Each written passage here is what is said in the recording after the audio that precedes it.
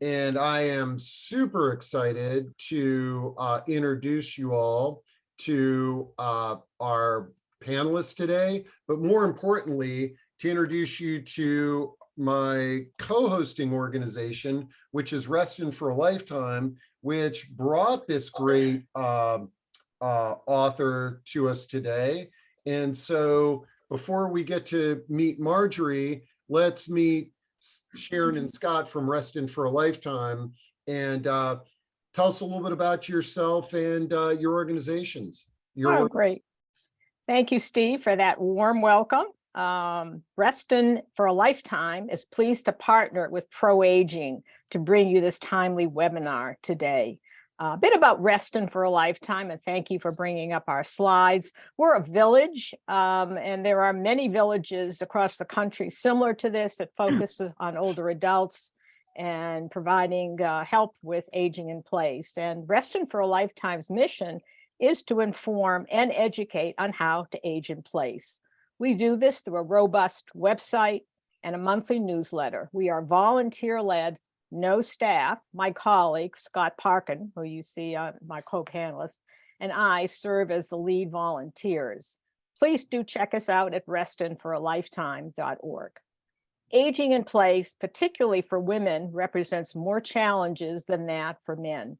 Today's speaker, Marjorie Fox, an attorney by training, a certified financial planner, and author of Women Wise, the Essential Guide to Financial and Lifestyle Decisions as We Age, explains why these challenges are in place and what we can do about it. Marjorie, take it away. Okay.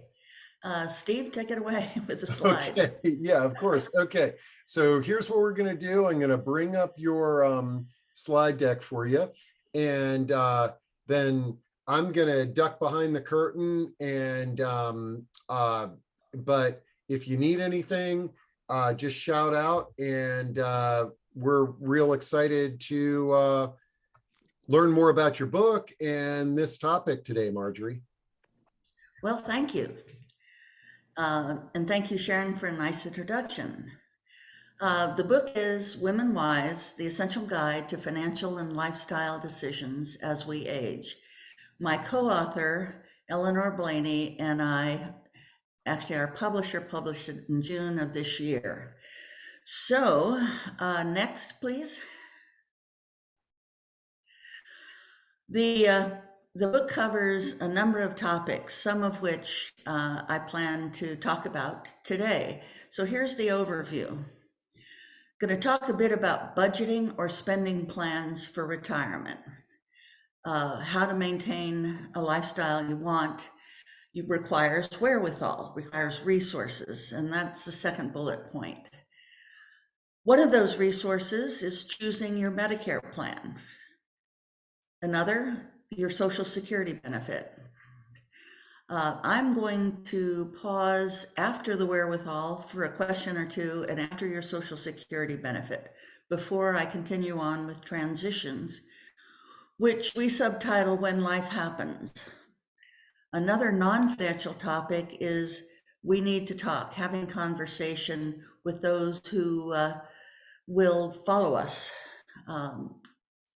Then comes It's About Time. How we spend our time in retirement can be a challenge, and we need to plan it out ahead of time if possible. Then a resources slide and questions from all of you. But as I said, I'd like to take questions after the wherewithal slide and after the Medicare and Social Security.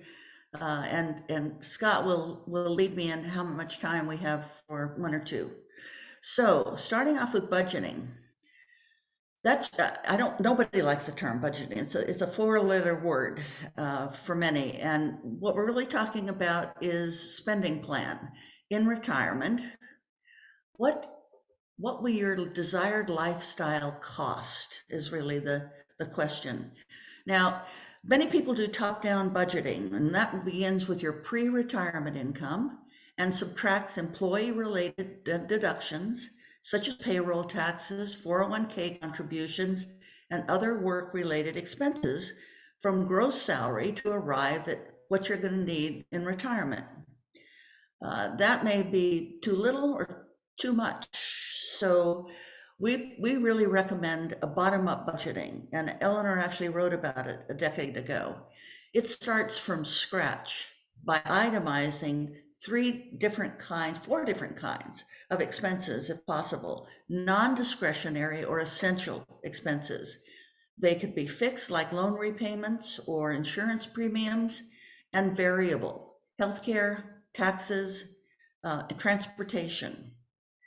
Next comes discretionary or non-essential expenses. Example, eating out for me, and travel, hopefully soon, to arrive at your spending plan. Now, so bottom up just starts with a blank page and you build from there.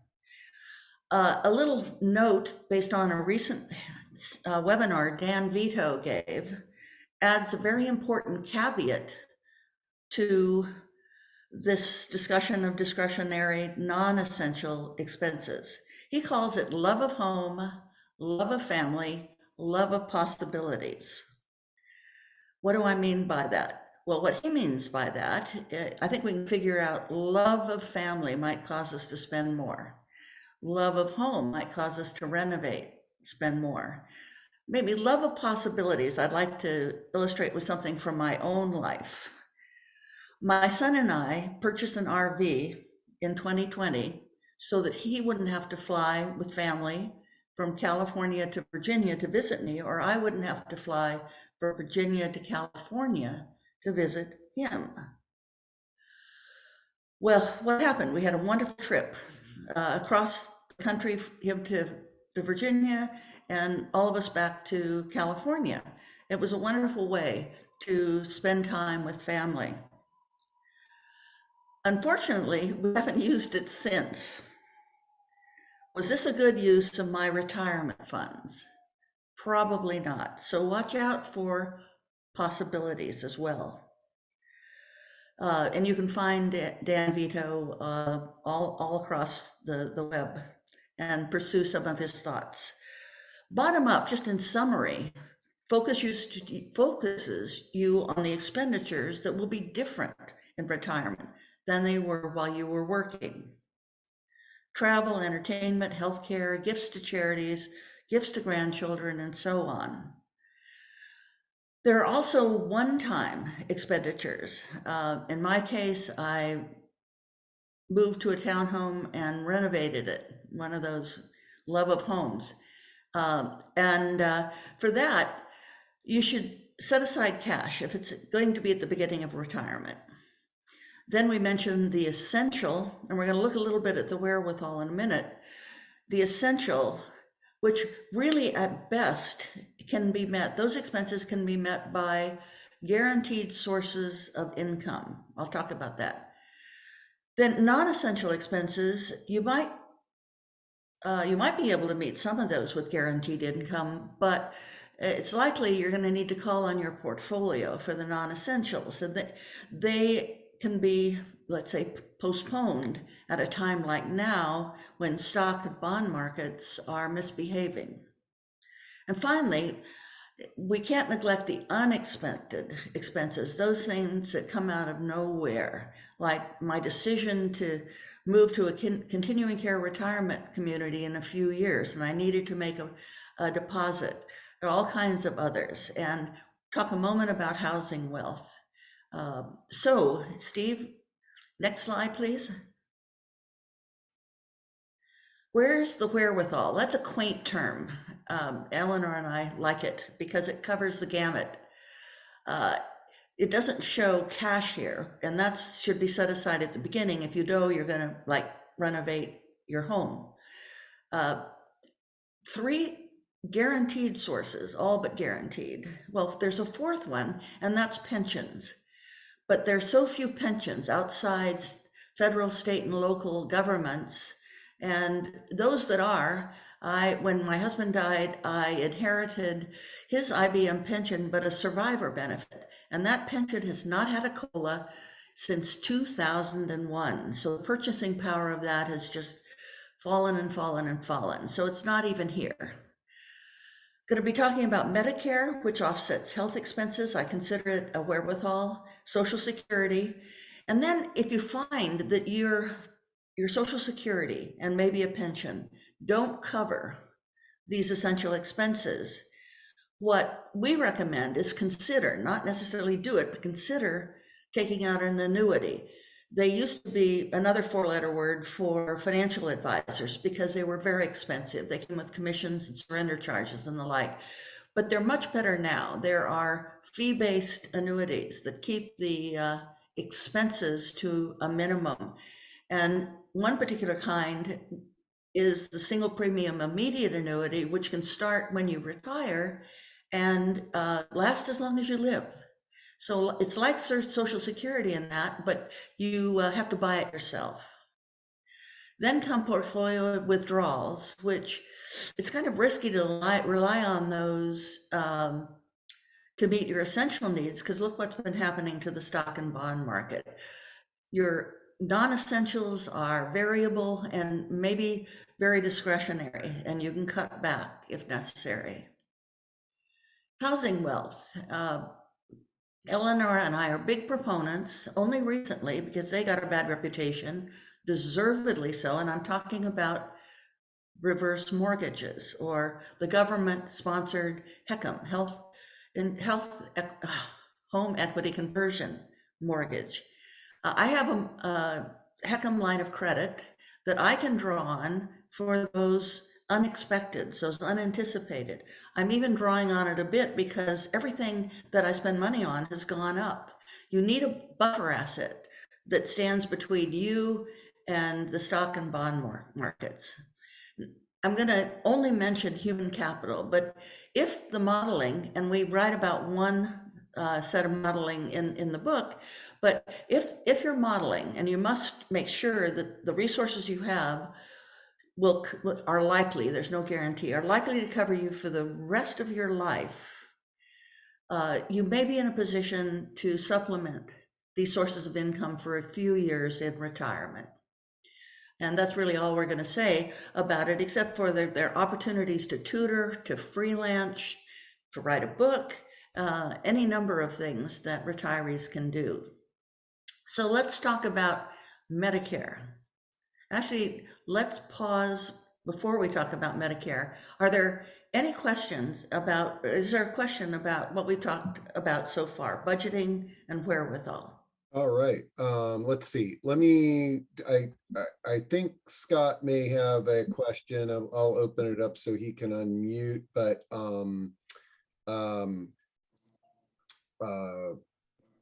so I've opened up his mic just in case he got one that came in. Angela does have a question that I could bring up before you keep on going here. But Scott, did you have something that you wanted to ask?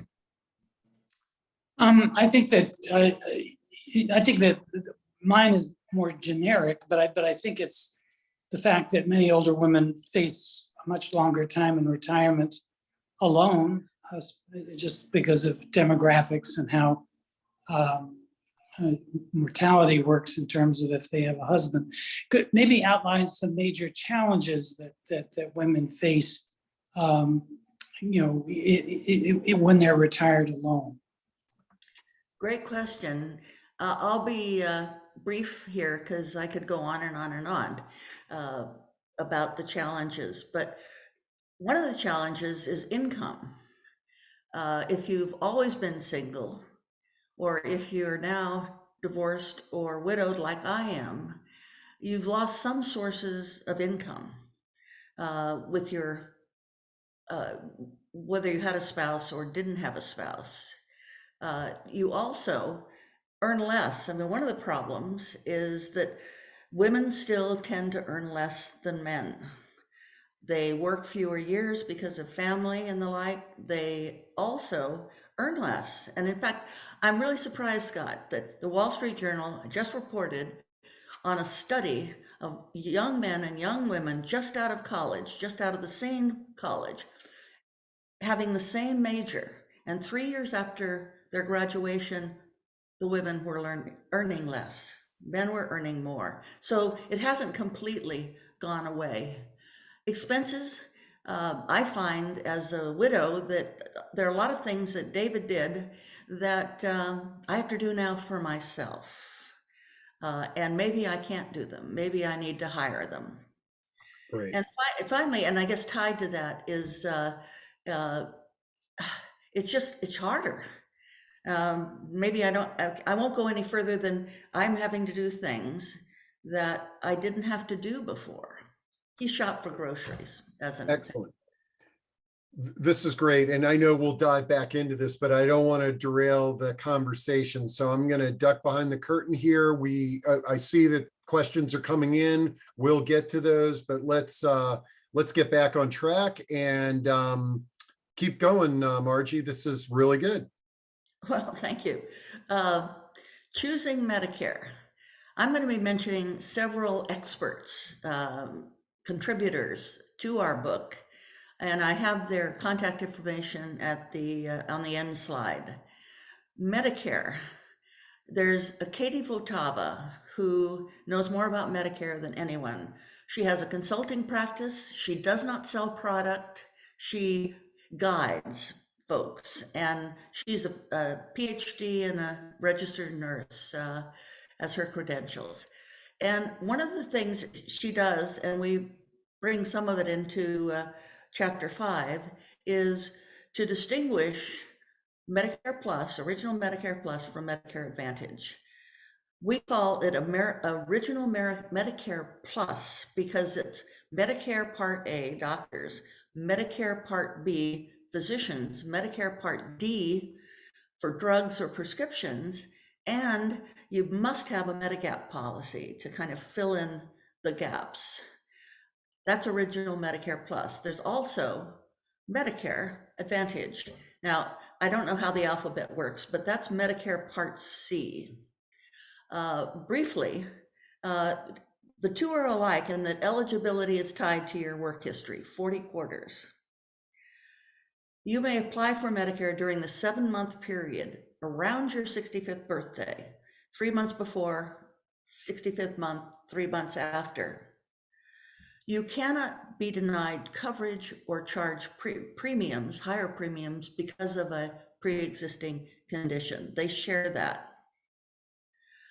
Deciding between initially making the decision between the two, Katie Votava is very helpful with some questions to do that, and deciding down the road whether you want to switch Medicare Advantage plans, original to Medicare Advantage to original, can be helped. That decision or those decisions could be helped by these questions. And very briefly, one is, where do you live? Medicare Advantage, Medicare is the same. Original Medicare, I'll call it, is the same no matter whether you live in Virginia or California or somewhere else. However, Medicare Advantage plans may differ. So look carefully at the plans available in your state. Next question, will you travel abroad in your retirement or go back and forth between two residences in different states? One of the reasons that I chose Medicare and stayed with Medicare will be because I go back and forth as long as I'm able between Virginia and California. What kind of health insurance do you have now, pre-retirement? If you're used to, through an employer plan, working with a preferred provider organization, PPO, or HMO, health maintenance organization, then Medicare Advantage may be okay for you because it does limit the physicians the go-to physicians. You can get outside the network, but it's going to cost you more. Whereas Medicare Original lets you choose specialists, just as an example, Dana-Farber, Sloan Kettering, etc. So I'm biased, even though it's a little more expensive to do original Medicare, just because it offers all kinds of choices in your provider. What's your current health? if you're having issues right now, you may find yourself using specialists now, and so you want to continue with those specialists. What are your expectations for your future health?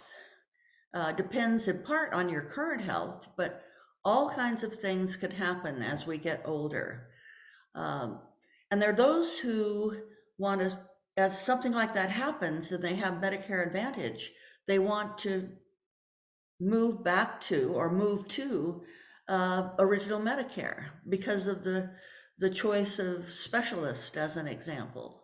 That's kind of hard to do sometimes because the Medigap portion of original Medicare requires underwriting, and your health may be such down the road that premiums will be more expensive, and possibly you'd be uninsurable for the Medigap policy. So be aware of that if down the road you have Medicare Advantage and are considering switching back to original Medicare. And finally, what is your financial health? This comes into play with Medicare and Medicare Advantage in terms of choosing, if you have a choice, deductibles, out-of-pocket maximums, co-insurance, and the like. Our advice is don't insure what you can afford, but do insure the catastrophic kinds of events. So that's Medicare in a nutshell. Moving to Social Security,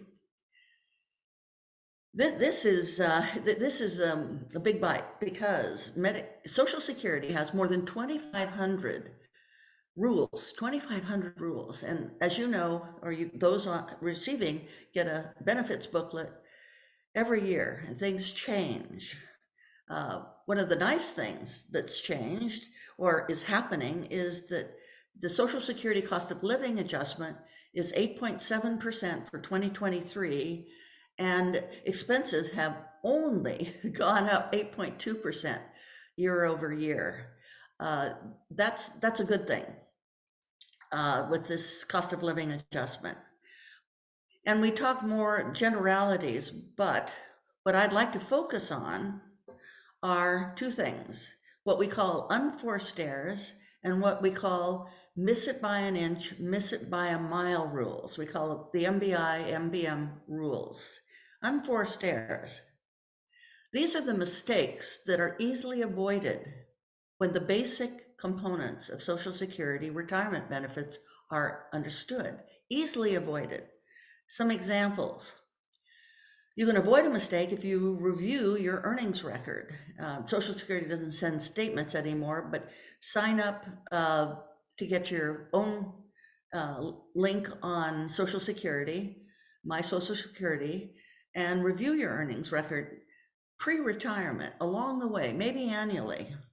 And look for years where no earnings have been reported or your earnings appear to be underreported.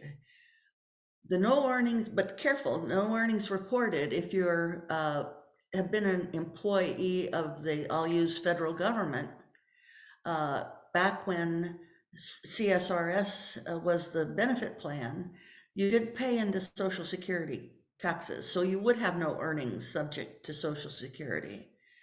And also look at underreported earnings, but because 35 of your highest earnings years are used to calculate your benefit.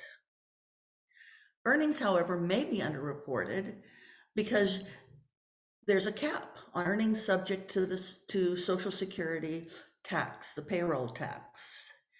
And look at your Medicare column, because those are your real earnings, and all are subject to Medicare, but there's a cap on Social Security. So don't become alarmed if you happen to see earnings in the Social Security column that are under what you know you really earned. The next one is not knowing what benefits you're entitled for or eligible for, entitled to. Those of us who are married or have been married are entitled, just like a single person, to a benefit based on our own earnings. Everyone has that, But those of us who are or have been married are also entitled to a spousal benefit. And if a spouse passes away or an ex-spouse passes away, survivor benefits. So make sure you understand what different ways you can qualify for 3 different benefits. The third is failing to sequence benefits. What do I mean by that? Well, I'll use just one example. If you're married to a spouse, and if you earn more than your spouse, have earned earnings record that shows that you've earned more than your spouse, then your spouse should file at the full retirement age. For those who were born in 1960, who turned 62 this year, they should wait to age 67, which is the new FRA for those of that age. It keeps going up. But we argue that it's really best to delay, if you can, in my example, to age 70. And I'm talking a bit about claiming benefits early. Because if you're 62 now and your FRA is 67, then, and you file at 67 and don't wait till 70, you are missing out on an 8% increase each year, not simple, not compounded. You're missing out on a significant percentage of your benefit that you would be able to qualify for at age 70. Just remember, you're giving up a lot, higher than the return in the stock market typically, by foregoing this 8% per year earning credit. And finally, claiming benefits earlier and continuing to earn income. So if you claim benefits at 62 while continuing to earn more than $19,560 in 2022, a portion of your Social Security benefit is withheld. You don't get it. Now you may get it, you will get it at your full retirement benefit, but you get it over time. And so if you happen to pass away, say in my example, early, I'll say, your survivors may never recover what you've given up by claiming early and continuing to earn income. The next set, as I mentioned, are MBI, MBM rules. These are all or nothing rules. Miss one hurdle, step outside the boundary, and you can be sidelined for good. First is your work history. 40 quarters, equivalent to 10 years, is required. If you had 39 quarters, you don't get a Social Security benefit based on your own earnings. You could go back and earn another quarter, which I certainly would recommend, but it's a hard and fast rule, at least 40 quarters of paying into Social Security with the payroll taxes. Your medical status, this is also one of these, you could be sidelined for good, because if you're divorced and you wish to collect spousal or survivor benefits on your former spouse, that marriage must have lasted 10 years, must, 9 years, 11 months. And as a divorcee, you can't receive any kind of benefit based on your former spouse. Your employers, I've already kind of mentioned that if you work for the federal, state, or local government, you may have not been over the years required to pay Social Security taxes. If you also worked for a non-covered employer, you may also not be able to get or may lose some of the Social Security benefits. There are two acronyms, WEP and GPO. One of benefits reduces your Social Security benefit. if you don't have 30 years of covered income covered by Social Security taxes. It's not a cliff. If you have 29, use a little, 28 less, and all of that, but you don't lose anything if you have both a non-covered and a covered pension, as long as you have 30 years with the covered pension. There's another option, the GPO. This is even more onerous, because this says that if you have not, let's say, well, you want Social Security on your spouse or former spouse, that pension, that Social Security benefit, I get confused. That Social Security benefit will be offset, and can be offset entirely by the amount of pension that your spouse or ex-spouse receives. You can lose your entire Social Security benefit if your spouse doesn't, if your spouse has too much pension, I'll put it that way. Last two, taxation of your benefits. Some of you claiming Social Security may already know that some or up to 85% of your Social Security benefit may be subject to income tax. The calculation is your adjusted gross income plus half your Social Security benefit and any non-taxable interest from municipal bonds. If that's no more than 24 or 25,000, no tax. If it's between that number, 24, 25 and 34,000, your SS income will be subject to a 50% tax. And if your income from these sources exceeds 34,000, then 85% of your Social Security benefit is taxable. And sad to say, these thresholds are not indexed for inflation. So as your COLAs increase your Social Security benefit, you may find yourself falling into the 85% bracket from the 50% bracket, as an example. The final is IRMA, which stands for an income-related monthly adjustment amount. And it's a fancy term for an extra premium that higher earners must pay for Medicare, Parts B, the physician, and Part D, the drugs. Your 2022, I'll stick with this year, IRMA, if you're subject to it, is determined by your 2020 income tax return. But what if, because you haven't filed by the time the 2022 IRMA is being calculated, you filed the 2020, but not the 2021 tax return. So IRS uses your 2020 income tax return. If your 2021 income was less than your 2020 income, you can notify Social Security of that. You have to produce evidence of it, but you can get your premium for Social Security lowered.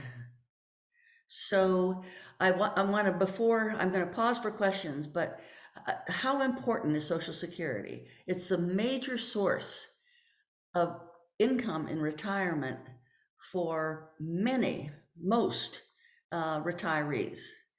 And it's a major source of income for those of us who are either single, and men, not just women, single, widowed, or divorced.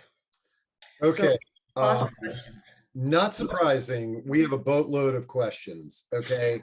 And I feel like if we start addressing these now, we're going to go down a bunch of rabbit holes here. So what I think the best approach is folks, keep on piling those questions on. We'll go through them here, but and then if by chance you need to jump off early today, we're recording this, so don't worry, we'll have the recording up later today. I can also, is it okay if I share your PowerPoint as well? Sure, yes. Great. So let's get back on track. I think that's the best approach, because these are some great questions, y'all. Keep on flown them in, but let's get back on track and then we'll do all the questions at the end. Okay, and I suggested pausing there and completely agree with you, Steve, but because we're now moving from sources of financial income or offsets to some non-traditional, non-financial questions. The first of those, or subjects, the first of those is transitions or when life happens. You know, life happens before you're retired, but life happens maybe more frequently after retirement. And I'm not just talking about, well, I'm going to be talking more about the sorrowful transitions, but let's not forget the joyful ones. Weddings, birth of a grandchild, the growing up of a grandchild, retirement, as an example of joyful for some, maybe an inheritance. So let's not forget the joyful. There's a lot of joy in retirement. But our focus is going to be more on the sorrowful. And it can be retirement. It was for me. I was giving up ownership of the firm I founded. I was losing relationships of staff and of clients, colleagues. I was losing an identity. So for me, there was both joy and sorrow. A diagnosis, sorrowful, maybe, a loss of a spouse, a move. And just to illustrate with me, transitions may overlap. We're going to talk about it, but it's not necessarily true. Life doesn't work this way, that you get to a new normal with one before starting an anticipation for another. I owe a lot to Susan Bradley, who, and my coach, Lisa Kirschenbauer, who Susan Bradley wrote a book in 2001 that was called Sun Money, mostly about inheritances or lottery wins. And she has, in the last 20 years, really expanded into an institute, into a designation, the Certified Financial Transitionist designation. Lisa Kirschenbauer holds one, but she's known for many things, but she's particularly known for coming up with these stages of transitions. These were really helpful for me. Starting with anticipation, depending, and I'll use myself as an example. Anticipation, my husband fell and died 2 weeks later. So I didn't anticipate the fall. It was an accident. I began to anticipate his death in the 2 weeks where he, after traumatic brain surgery, when he never became conscious again until his death. So however you look at it, maybe no anticipation, 2 weeks anticipation. Ending, when David passed, I mean, the event has happened, but within the ending phase, which may last a year or longer, in my case, with my husband's death, I, of course, was grieving, but I also had to attend to things that I hadn't planned for. A memorial service, an obituary, an estate tax return. Would I sell my house? Would I retire sooner? All these kind of questions you at least have to, you either do or you have to think about what you're going to do. The passage is as you're moving from ending kinds of things to ultimately a new normal. And if you look at the passage, it's really from what was, as Susan says, to what will be. And I have permission from her to use these slides. From what you were to what you will be. And for me, and for many, the passages, that couple of years, it's stretched for me into 5 years. That is chaotic. It can be full of fear as to what's going to happen next, but it can also be an opportunity to begin to explore who you will be. So it's different for everyone.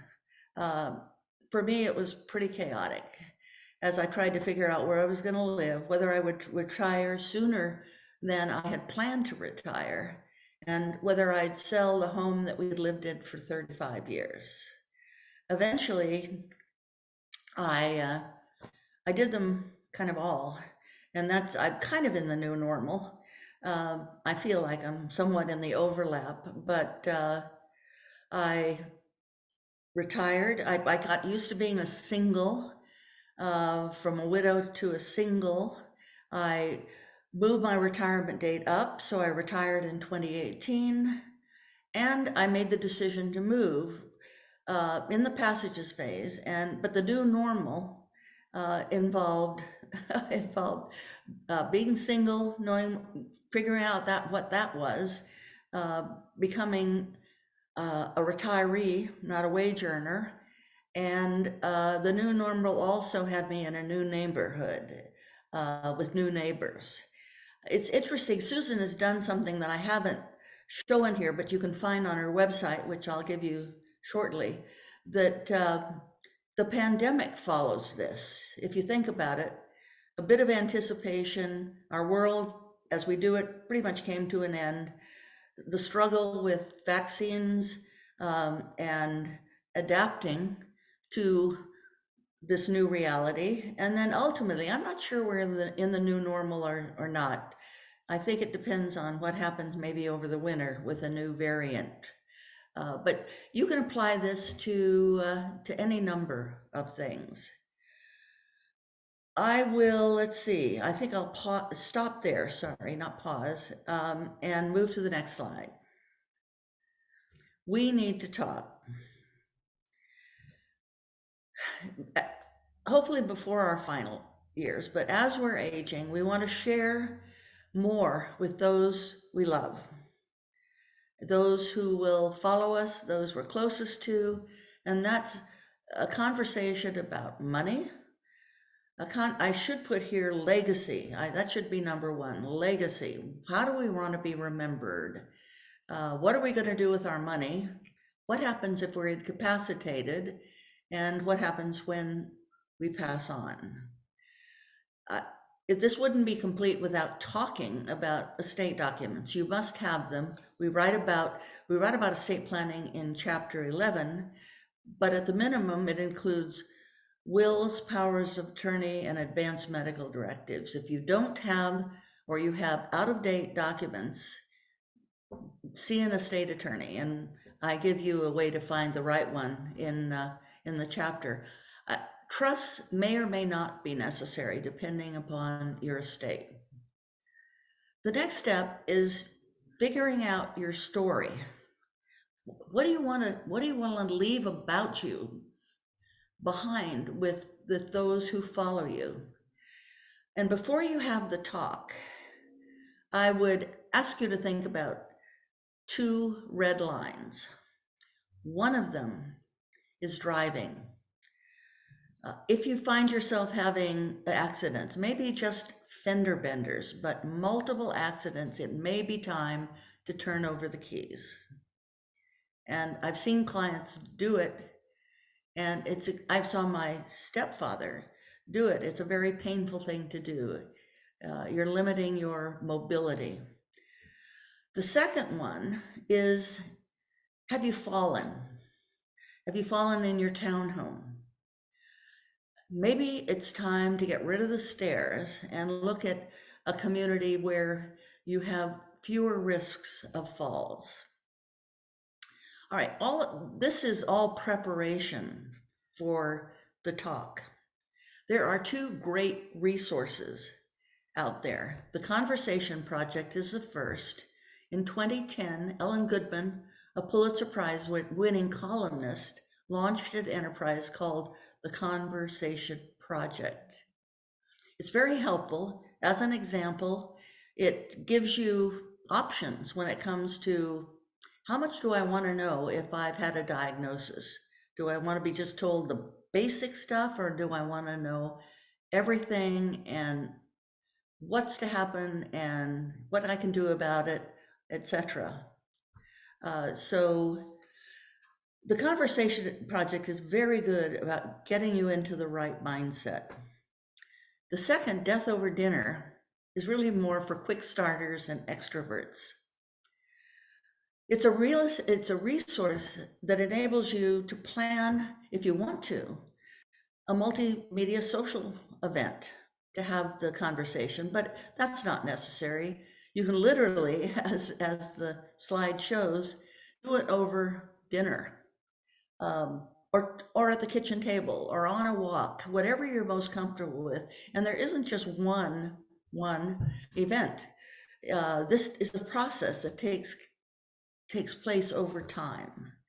I want to kind of end this slide by saying that many of us who need to do it haven't done it yet. And I'm embarrassed to say neither Eleanor nor I have done it yet. It just talks about, well, we'll do that tomorrow or next year. Or maybe in the case of my son, he doesn't want to have it, doesn't want to think about my mortality. So a lot of folks haven't had it who maybe should begin thinking about having it. Because as we end the chapter, that's 11, 12. It's really the most important conversation that America isn't having. And Eleanor and I are great examples, unfortunately, of that. So our conclusion in the book is it's about time. We write about it's about time to say no, it's about time to say yes, it's time to explore, it's time for self-care, it's time to inspire. But I revisited lately, not in time for the book, a slide that a colleague of mine, Bill Pruitt, included in a presentation of his a couple of years ago. And I really think it's more helpful because what it does is like categorize or think about different categories. Well, think about different categories that you want to potentially, maybe always have on your schedule. Family, friends, anything professional. In Eleanor's, my case, writing a book. Social, financial, mental, physical, and spiritual, if you're into that. And writing down 3 things that you want to do for each of these, maybe just 1, maybe 2, and maybe expand it to 4 or 5, but 3, 4, 5, 1, 2, 3 aspects for each one of these. In my case, I want to see my son, with family part, see my son, one and only, and my granddaughters as often as possible. You can think of many for each one, but it's important, and maybe this is a nice tool. Thank Bill Pruitt, and I don't have his email at the end, but something to think about pre-retirement. Neither Eleanor and I did, but once the book idea happened, then at least we were able to put something into the professional column. So that's the gist of it. As I mentioned, we cover not a lot of other things in Women Wise, but I want to end before questions with some resources that I promised. For Medicare, Katie Votava. For Social Security, Mary Beth Franklin. For transition, Susan Bradley. And for talking, the Conversation Project and Death Over Dinner. I think you can find Medicare and Social Security on your own. So that's it. Back to you, Steve. All right, and let me bring up Scott and Sharon here, and we will dive into these questions. And I'm also going to stop sharing. I'm going to cut and paste all those resources into chat. Really great discussion here. And Sharon and Scott, did you have any of the questions that you came up with or that resonated with you that you'd like to kick things off with Marjorie? We've got tons of them. Yeah, I would like to pick up, I think it was a very early question from Angela Baker about low income. And maybe if you could just go back to that question, I can't exactly paraphrase it, but there are just a lot of Yeah, good. no, I you like bring that up, one Steve. too. Angela says, how do you speak to the needs of the very large number of senior women living alone on very limited income? For example, many, the only source of income is Social Security. In addition, many live in apartments and have no housing wealth. I gather these are not the women you primarily work with, but do you provide resources for them? Again embarrassed to say no. I can think of, if there's human capital left in that woman, there's a way to continue to earn, maybe it's part-time, some amount of income. There are a number of agencies, and I'll include Reston for a Lifetime, but the area agency on aging. I've got it. AAA, not AAA, but AAA. There are, and maybe talk further with Sharon and Scott. I think they're on top of it more than I really apologize, but I'm No, not the best no person. apology necessary. You provided a great framework. Now, one of the things that I'm going to suggest, if you have not seen the discussion that we had calling helping older adults and caregivers build the networks they need for successful aging, I'm dropping that into chat because I believe one of the secrets to uh, maximizing our resources and wealth is building and having a network of friends, family, and paid support that's in place in advance and knows your all's wishes. So, so that was a good one. Well, let me. I'm just going to start ripping through these questions here. We got a pile of them, and I know we're getting close to the top of the hour, but I appreciate it that you guys can stay on a little bit longer. One person says, be careful with IRA withdrawals separate from RMD. What's RMD again, Marjorie?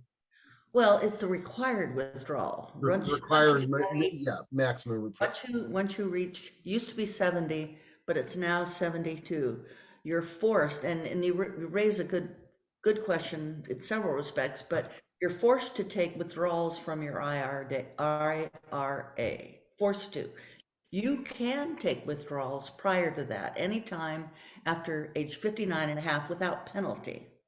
But once you're 70 for Social Security and 72 for IRA required, you're going to find yourself bumped up into the 85th percentage for taxation of Social Security. If you weren't there before, as soon as you start taking withdrawals, you're likely to be there. Okay, great. And we've got a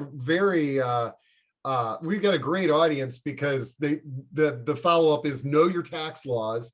And then also Angela helped me with the required minimum distribution. That's RMD.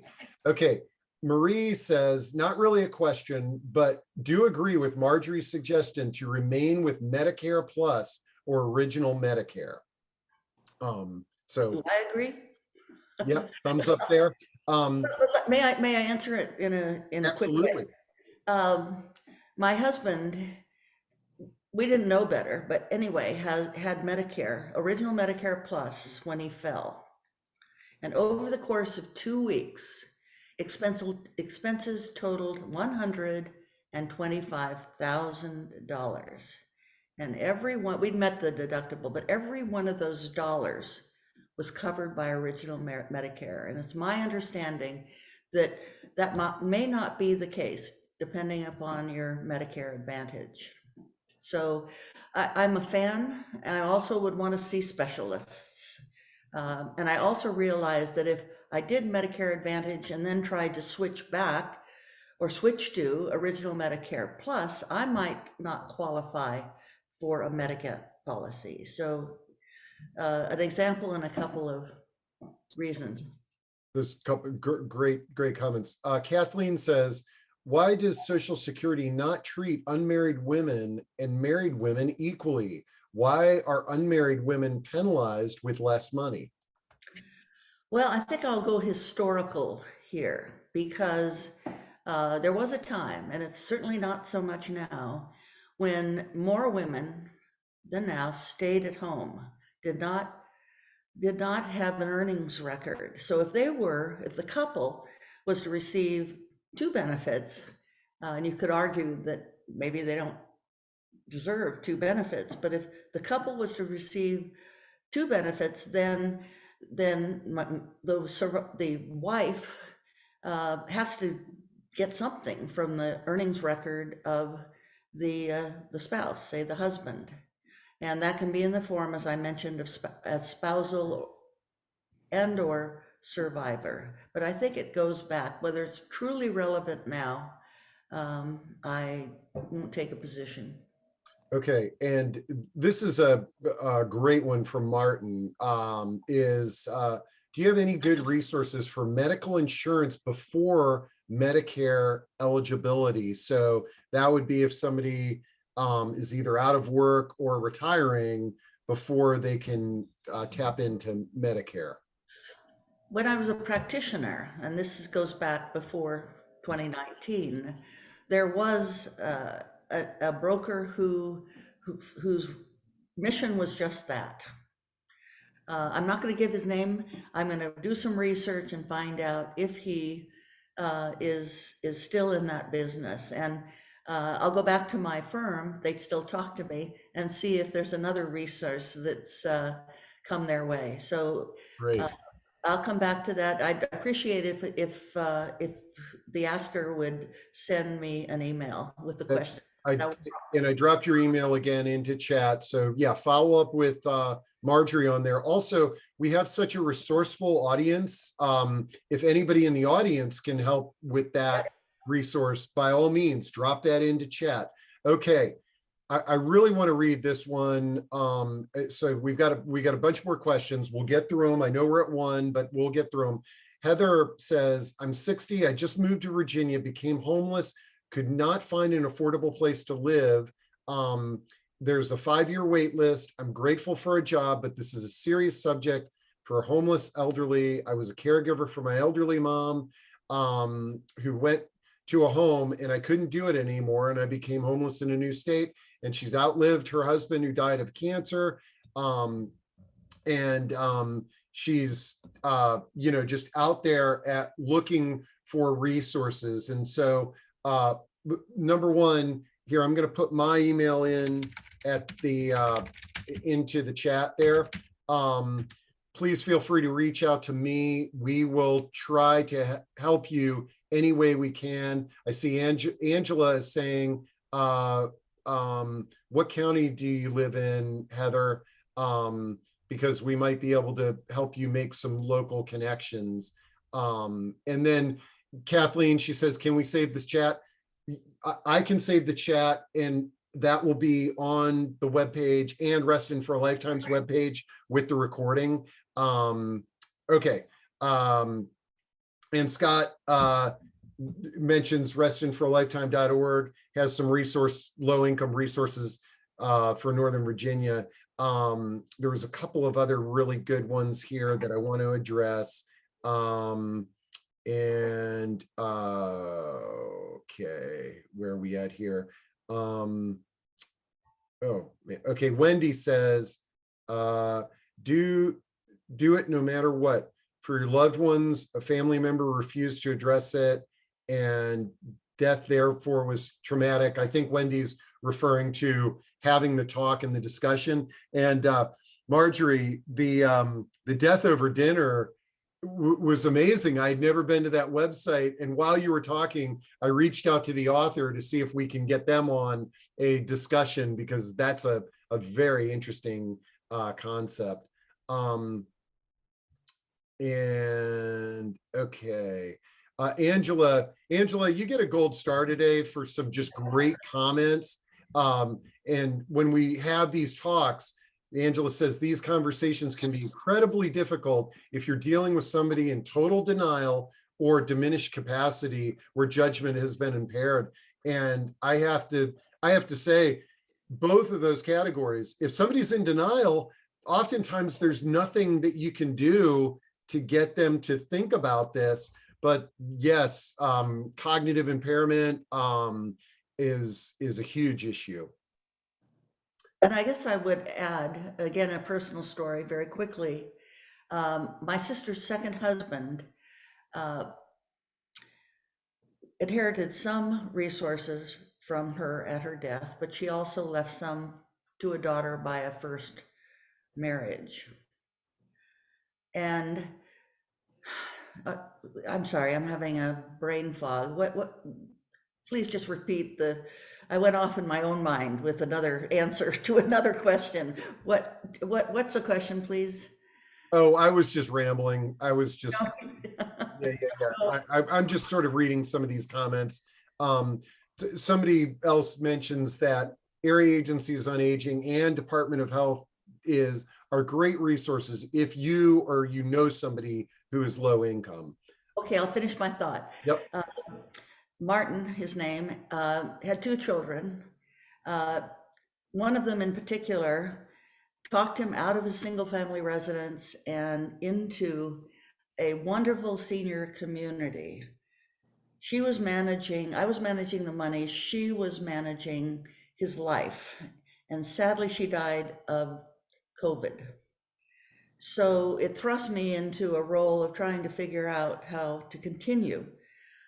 We came to the conclusion, I and a friend of his, that what we needed to do was hire an attorney. I mean, it's really a last resort, or it's a second last resort before a guardianship. I hired an elder law attorney who's on top of Martin's life, not the financials, but the life. If it comes to that, I'd certainly find an elder law attorney before I'd pursue a guardianship. Oh yeah, no, that's great. And I think we've got through most of the topics and questions, but again, we've got contact info, but I do want to, because you're in this financial arena, Heather asks, what happens if Social Security gets cut? More on the future of insurance if low income, but I'm stuck in the center zone too. Much money, not much money, not enough. I have 4 more years till 65. Also, what if I have a disability and can't earn enough money? I know a lot of folks are concerned about Social Security being cut. I don't know if you've heard any news on this topic, Marjorie, but I believe the strategy was to keep Social Security alive is just continuing to push it into push the age, which, because we're living longer, is appropriate. But any thoughts on that? Well, the powers could also raise the earnings limit, the cap where earned income, the cap to which beyond that earned income is not taxed. They could do a Medicare on us. And maybe save the system by taxing, like Medicare does, all earned income.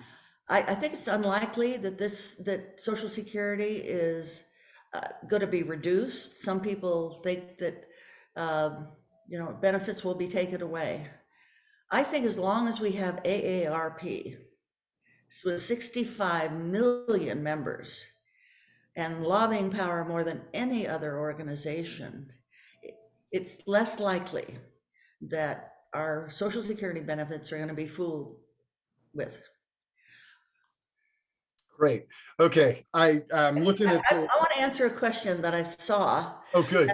Very important, because financial planners should be certified CFPs and also should be fee only, which means that the only compensation to the advisor comes from the client, not from a brokerage firm or an insurance agency. It comes from the client. And the certified financial planner designation there are others, an accounting designation, CCAFC, but in the book, we reference for advice the CFP designation. We don't pound on the drum for fieldly, but we do tout the CFP designation. So thanks for asking that. And I think the question was, find a fee-only CFP that specializes in working with seniors and retirees. Then interview them and just see what their emphasis is. Look at their website first.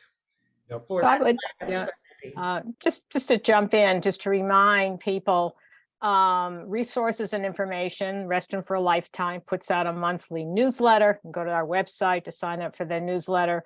But the big picture, I mean, is there's so much out there. Pro-aging community is continuing to provide a comprehensive array of webinars like this every day. And being informed and being active and asking a lot of questions and voting. We have a very important election coming up. If you haven't voted already, November 8th is the last day to vote. So we, as older adults, we are empowered. We are 10% in Reston, 10% are over 65 in our community. So we are a power. We need to use it. We need to be informed. Fairfax County, as I put the phone number into the chat, is a very strong provider, a lot of information. Often people do not know it's out there. So ask questions, ask for help. And we've been just so delighted to be able to co-host this webinar and have Marjorie Fox and all her expertise. And all I would add to that, Sharon, is if you truly want individualized attention and about more than one subject, I would consider hiring advice. A CFP professional, Yep. fee only, that's what I was, and somebody or somebody's who specialize in retirement and aging. But you all are great resources to educate and to get a limited amount of advice. But if you really want somebody to hold your hand, I think hiring an advisor is the way to go. Great. I agree.